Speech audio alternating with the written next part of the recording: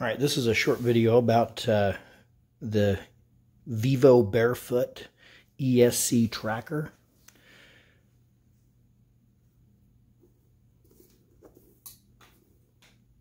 With the Michelin soles. All right, just to give you a quick rundown of what you're looking at here. So I've got two pairs, as you can see. I just got back inside from about a 4.5 mile hike out in some sagebrush and dust. I always run these just a gaiter to keep the upper part of my boots and pants as clean as possible, a little bit drier. As you can see, they do get pretty dusty, but these particular boots that I'm wearing right here, this particular set is a size smaller than these. I'm wearing a 41 on my feet right now, and these are 42s. And the reason being is I like to have basically a summer version and a shoulder season version, and then a winter version for myself. So this boot here, being a size larger than this one, I can run a single sock in the smaller pair and it fits just fine. And then come more of the snow winter time, I'll double up socks for warmth, and I can run the bigger size. Now, something I've tried this year is basically this fleece over booty, and I've put probably a good 30 or 40 miles of snow and slush in these particular boots with these booties on, and 2 pairs of socks, and down into teens and even, the 0 degree Fahrenheit range. And my feet have been as warm as they have ever been in any regular snow boot.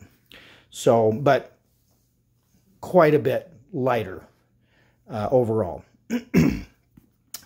So, a couple things that I am doing that might be different than others wearing these ESC boots, these trackers, is I did go with a little bit thicker insole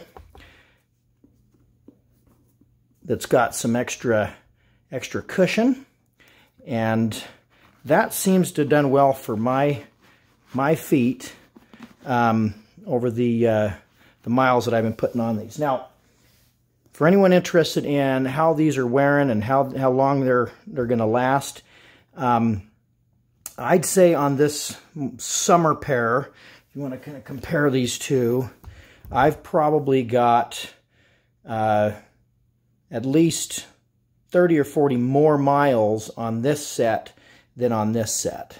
And this winter pair has definitely been inside these fleece booties more. And you can tell there's definitely less wear between the two of them. But overall, I mean, this boot, for having well over 100 miles in this last summer and fall, and varied rocky terrain, sand, hills, trails, everything you name it, it's been in all sorts of terrain. It's been in wet and dry conditions, and they're holding up very, very well.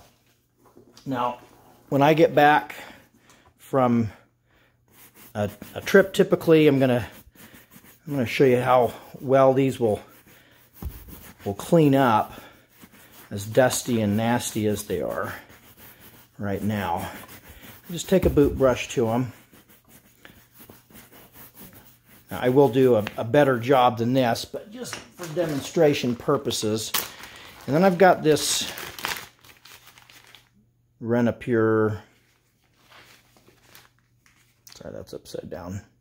There you go.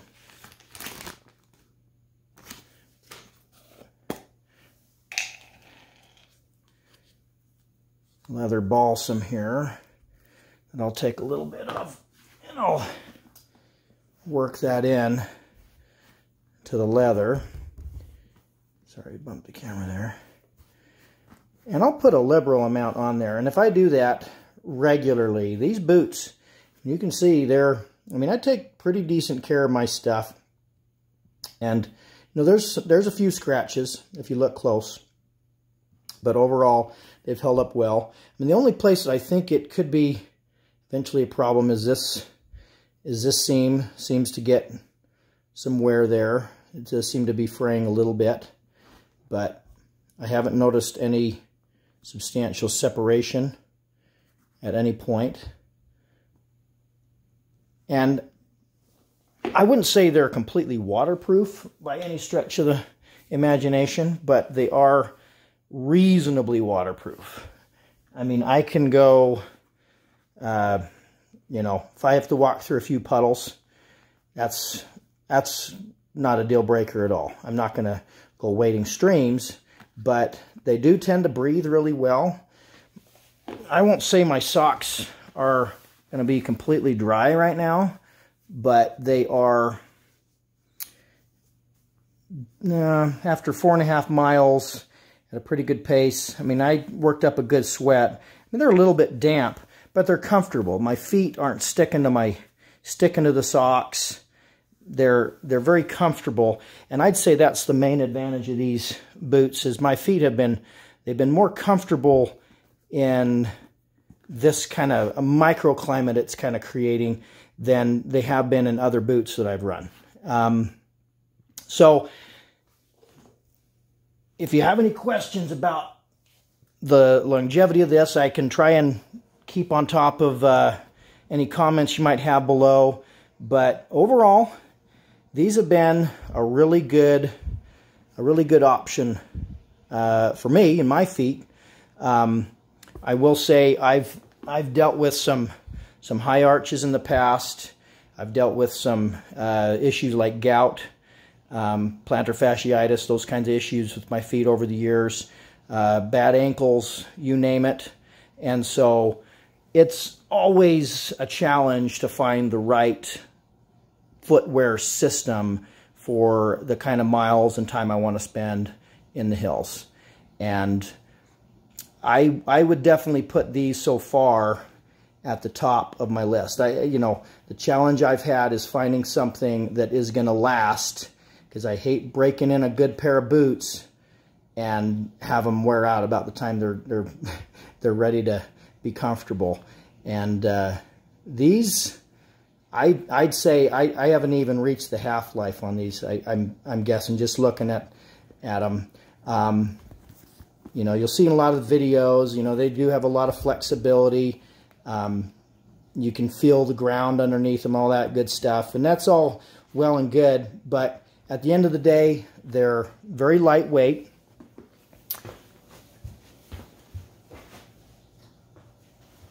I'll grab the scale real quick here.